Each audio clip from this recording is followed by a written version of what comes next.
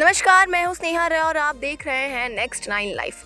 हरिवंश जी को बाल्यकाल में बच्चन कहा जाता था, जिसका शाब्दिक अर्थ बच्चा या संतान होता है। बाद में वो इसी नाम से मशहूर हुए। बच्चन ने सीधी सरल भाषा में साहित्यिक रचना की। आत्मपरिचय व दिन जल्दी जल्दी ढलता है इनकी प्रसिद्ध रचनाएं हैं।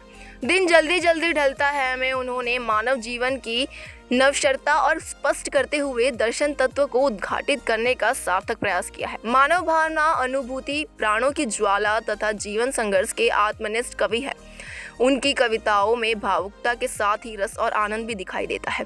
उनके गीतों में बौद्धिक संवेदन के साथ ही गहन अनुभूति भी है।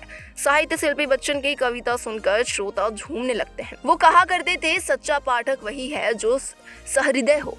विषय और शैली की दृष्टि से स्वाभाविकता बच्चन की कविताओं की विशेषता है। उनकी कविताओं में रूमानियत और कसक है। वही गेयता सरलता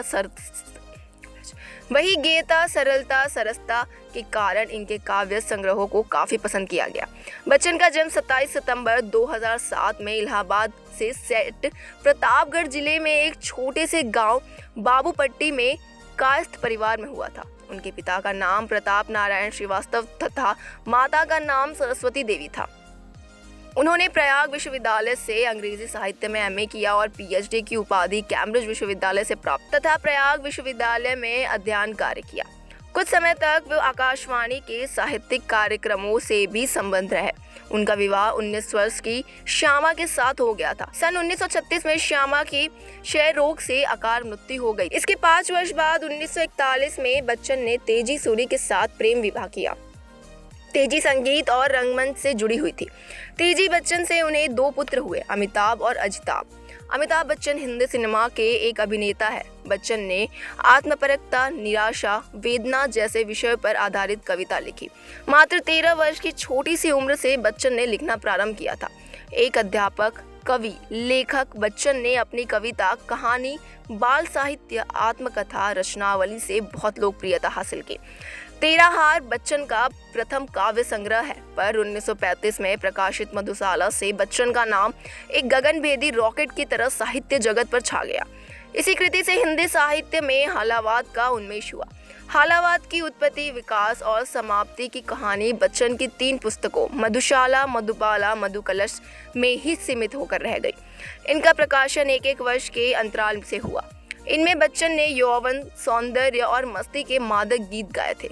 उस समय नवयुवकों में ये अत्यंत लोकप्रिय हुई थी, किंतु हालावाद एक झोंके की तरह आया और लुप्त हो गया। कारण हालावाद का कवि जगत और समाज से तटस्थ था। उसे विश्व से कोई मतलब नहीं था। इस तरह की अनुभूतियों का सामाजिक सरोकारों से कोई लेना देना नहीं था। इसके बाद निशा, निमंत्रण, एकांत संगीत, सतरंगिनी, मिलन, यामिनी आदि अनेक काव्य प्रकाशित और लोकप्रिय हुए। आकुल अंतर, हलाहल, प्रणय पत्रिका, बुद्धि और नाचगर उनके अन्य काव्य संग्रह हैं। इसके अतिरिक्त इन्होंने 3 खंडों में अपनी आत्मकथा क्या भूलूं क्या याद करूं लिखी। साथ ही उन्होंने अनेक समीक्षात्मक निबंध लिखे और शेक्सपियर के कई नाटकों का अनुवाद भी किया। उनकी कृति 2 चट्टानों को 1968 में हिंदी कविता का साहित्य अकादमी पुरस्कार प्रदान हुआ। सन 1976 में उन्हें भारत सरकार द्वारा साहित्य एवं शिक्षा के क्षेत्र में पद्म भूषण से नवाजा गया। फिलहाल के लिए इतना ही। देखते रहे नेक्स्ट 9 लाइफ। Good bye.